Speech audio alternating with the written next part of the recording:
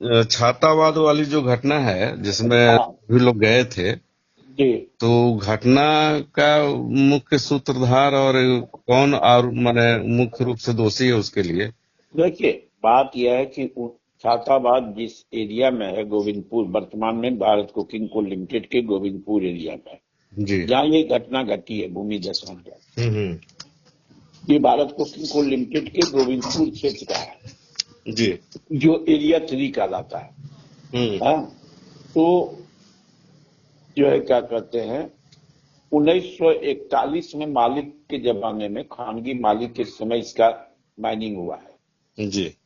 DGMS की report, survey report और BCCL के पास संरक्षित रिकॉर्ड के मुताबिक 1941 में माइंस चला था हम्म। अंडरग्राउंड। जी। उस समय सारे माइंस अभी भी जो है राष्ट्रीयकरण के बाद भी बहुत दिन तक सब अंडरग्राउंड माइंस था बीसीसीएल में, जी। 100%। हम्म। तो ये जो है माइंस कोयला निकला था और पीलर पर छाता माने था वो माइंस, तो जिस पर छातावाद बसा हुआ था। जी। उस अभी जो पिछले 3-4 साल से हम्म। जो माने इलीगल माइनिंग का डेवलपमेंट हो गया हम्म। बीजेपी गवर्नमेंट के समय, हम्म। क्योंकि इसलिए हम बीजेपी गवर्नमेंट बोलते हैं कि जो सरफेस राइट है माने जो है जमीन का, जी। ये होता है स्टेट गवर्नमेंट का, जमीन का हम्म। मालिक।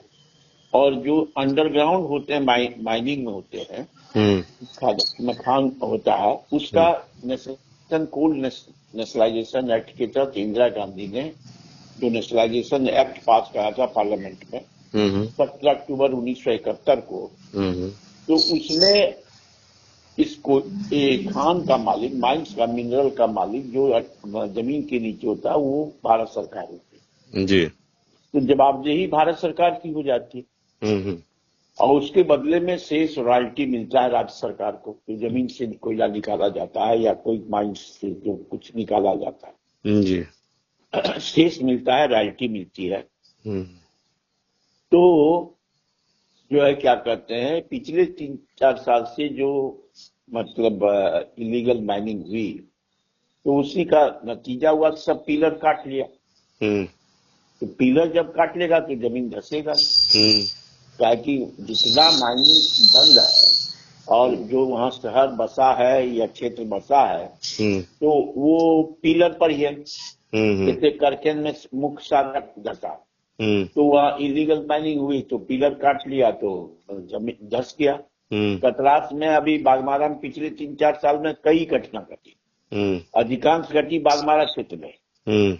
इसका मतलब कोई तो है जो इलीगल माइनिंग कर रहा है। हम्म। तो जो है क्या करते हैं, अभी भारत सरकार की जब नींद टूटी हम्म। और हम लोगों ने बहुत इस पर लिखा पढ़ी किया था, हम्म। हमारी यूनियन फेडरेशन ने भी, और बीसीसीएल के पास चलना मुश्किल हो गया बीसीसीएल मैनेजमेंट को। हम्म। तो उन्होंने भारत सरकार को अपना दुखड़ा रोया होगा, सारे सब अपना पक्ष रखा होगा। हम्म। तो गवर्नमेंट की नींद टूटी। हम्म। तो जो है क्या कहते हैं, अभी सरकार बड़ी ताकत होती है, सरकार जब चाहे तो इलीगल माइनिंग रुक सकता है, कोयला चोरी रुक सकता है। तो अभी कोयला चोरी लगभग 95% रुका हुआ है, इलीगल हम्म। माइनिंग, और चोरी भी रुका हुआ है हम्म। 95%। ये मेरा अपना तजुर्बा है, हो सकता है मैं गलत हूं, लेकिन मुझे जो जानकारी है वो मैं बोल रहा हूँ। हम्म। क्योंकि मुझे ट्रेड यूनियन से फुर्सत नहीं कि मैं कोयला चोरी का हिसाब रखूं या इलीगल में। जो बातें आती है लोगों से, मजदूरों से, उसी बात को मैं आपके पास कह रहा हूं। हम्म।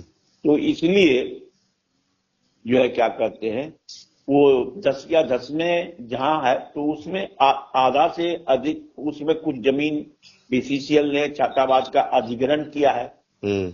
अपना लिया है, और कुछ जमीन रैयती है, हम्म। और कुछ जमीन जो है ऐसे लोग आके बस गए हैं हम्म। अनऑथराइज वे से हम्म। बीसीसीएल की जमीन पर। हम्म। तो जो वहां घसान हुआ है, 2 दिन हुआ, एक 7 जुलाई को, एक 7 अगस्त को, हम्म। दोनों 7 तारीख को हुआ, एक महीने के अंदर। अच्छा। तो दूसरी बार जो हुआ, पहली बार तो हल्का हुआ, दूसरी बार जो हुआ हम्म। उसमें ये फील्ड, एक फील्ड था, ग्राउंड था, फुटबॉल ग्राउंड मैदान था, वो धसा।